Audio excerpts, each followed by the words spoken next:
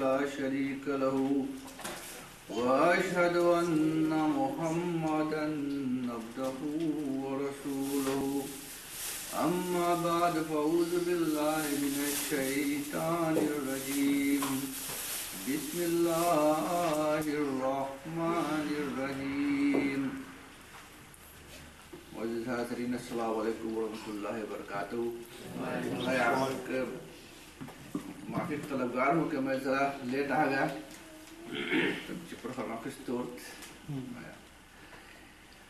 ابھی میں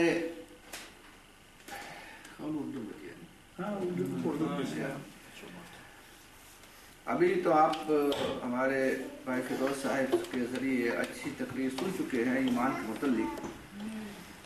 لیکن وہ بات جو میں آپ کو بتانا چاہتا ہوں وہ اس وقت وہ یہ ہے کہ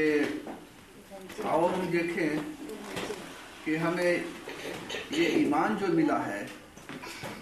جو ہمارا سب سے پہلا اور سب سے بڑا اینٹ ہے جس پر میرا مکان کھڑا کیا گیا ہے، یعنی ایمان کے متعلق جو کچھ بیان کرے کافی نہیں ہو سکتا، وہ بہت گہرا معنی رکھتا ہے۔ تو میرا سارا باب ڈول جو ہے وہی ایمان پر ہے، اللہ تبارک تعالیٰ کو ایک سمجھنا اور پھر اس کے قانون پر چلنا۔ دیکھیے لوگ بار بار یہی پوچھتے رہتے ہیں کہ ایمان لائیں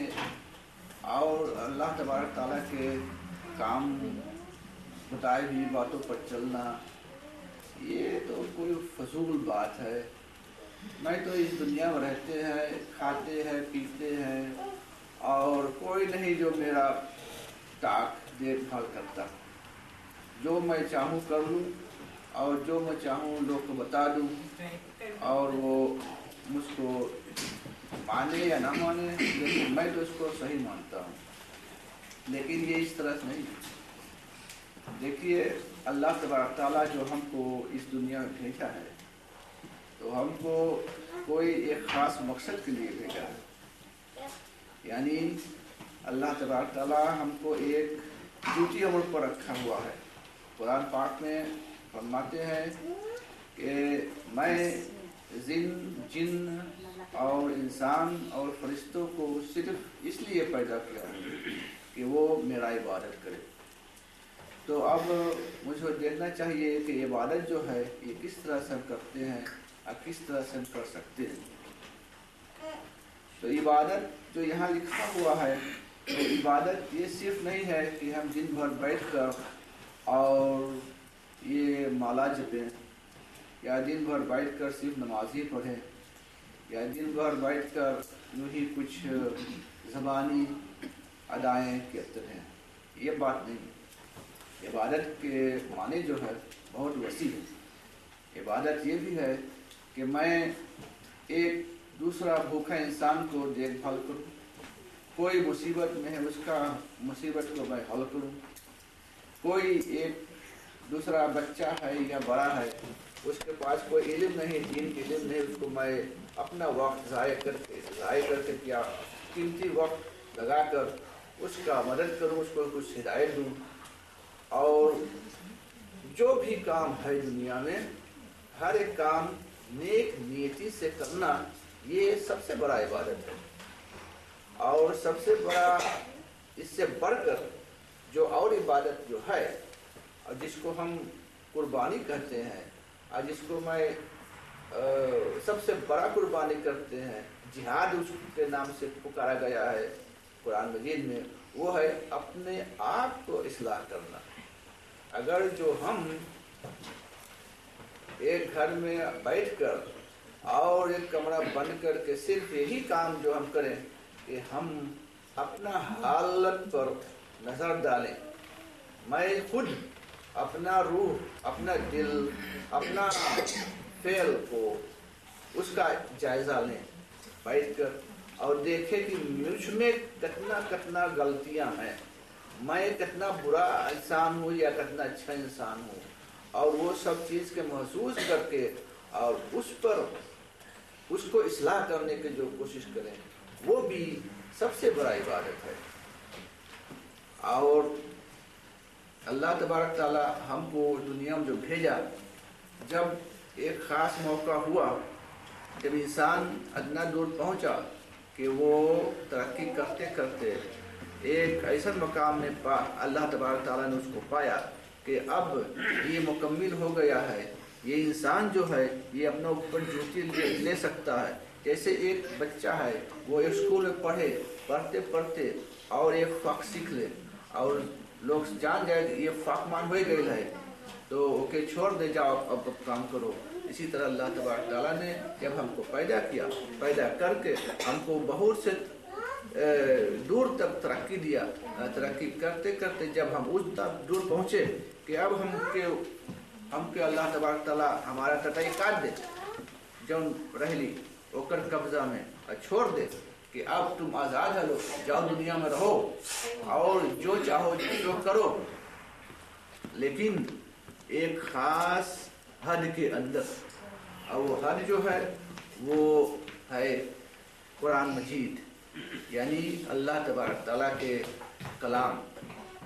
تو اسی طرح اللہ تبارک تعالیٰ نے مجھ کو فرمایا کہ دیکھو تم دنیا میں جاتے ہو، لیکن میں تم کو یوں ہی آزاد نہیں چھوڑ دیا، بے پرواہ نہیں چھوڑ دیا۔ تم کو میں نے ایک ہدایت دیتا ہوں، تم کو ایک کتاب دیتا ہوں، اور تمہارے ساتھی ساتھ ایک ٹیچر بھی ہوگا، یعنی ایک چرواہ گاہ بھی ہوگا جو تم کو ہدایت دیتے رہے گا۔ اور وہ ہوتے ہیں کون؟ وہ ہوتے ہیں نبی اور پیغمبر۔ اور نبی اور پیغمبر جو ہیں وہ دنیا میں آتے ہیں، آ کر ہم کو دین سکھاتے ہیں۔ وہ ایک کتاب لے کر آتے ہیں، کتاب جو ہوتا ہے اس میں اللہ تبارک تعالیٰ کا کلام ہوتا ہے، وہ اللہ تعالیٰ اپنے طرف سے وہ نبی کو دے کر بھیجتا ہے، اور وہ وہی کتاب کے ذریعے ہم کو ہدایت دیتا ہے۔ تو اسی طرح یہ بات ہے کہ اللہ نے ایک چیز بنا کر اس کو چلا کر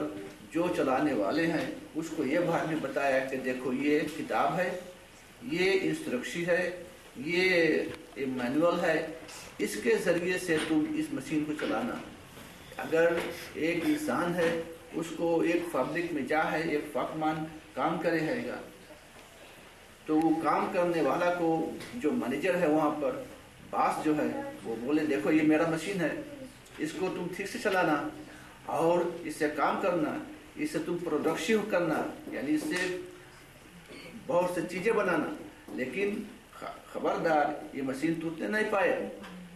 تو وہ کم کرتا جو ہے وہ کہے گا یا باس میں اس کو چلانا کس طرح چاہیے مجھے، اگر اس کو چلانے کو مجھ کو کہتے ہو تو مجھ کو کچھ بتاؤ کیسے چلائے کہ نہ ٹوٹے۔ تو باس اس کو دے گا ایک ہاتھ لے دے، اس کو ایک خبر سام ایسے دے گا، دیکھو یہ مشین ایسے سے چلتا ہے، اسی طرح چلانا، اور خبردار اگر یہ ٹوٹا تو تم کو جرمانہ بھرنا پڑے گا۔ ایسے دی مشین لات کپوٹ خان دکھائی کے سلارے سے نہ ہو تو ہاتھ سلارے سے کاٹ لی۔ تو اسی طرح سے اللہ تبارک تعالیٰ نے ہم کو جب دنیا میں بھیجا، آزاد کیا، تو اس دنیا میں رہنے کے لیے،